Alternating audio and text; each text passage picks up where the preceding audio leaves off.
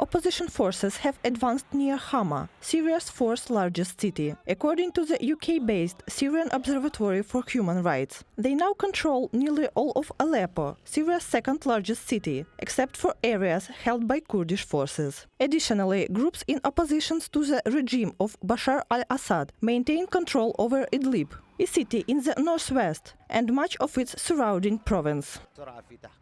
The rapid advancement can be attributed to the large scale of the attacking forces and means employed, supplemented by significant firepower support from the Turkish occupation forces, leading to a surprise effect. Additionally, the lack of genuine preparedness by the Syrian army in the region, which is designated as a de-escalation zone under international agreements, further contributed to this outcome.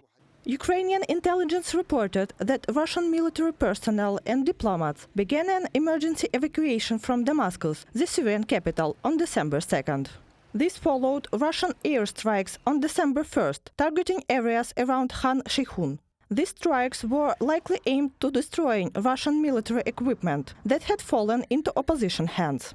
Armed unrest has erupted in Damascus. Russian military forces and diplomats are urgently evacuating the Syrian capital. The Russian contingent has retreated from Hama to the Khmeimim air base. Colonel General Alexander Zhuravlev, head of the Russian Coordination Center at Khmeimim, acknowledged that the Assad regime has lost control over the situation. From the message of the main Directorate of Intelligence of the Ministry of Defense of Ukraine on Telegram.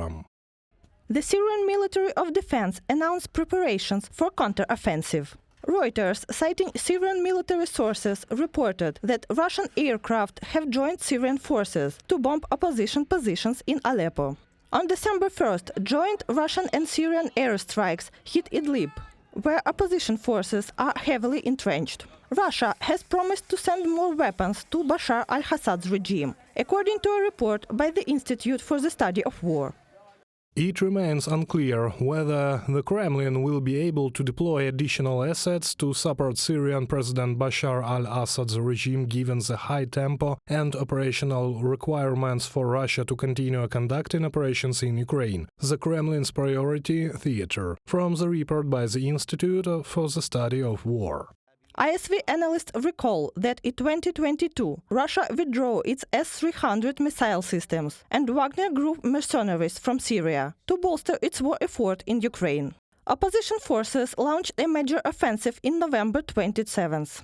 The current escalation marks the largest since 2020, when a ceasefire was brokered by Russia and Turkey. Reported by Boston Katerina KD, UATV News.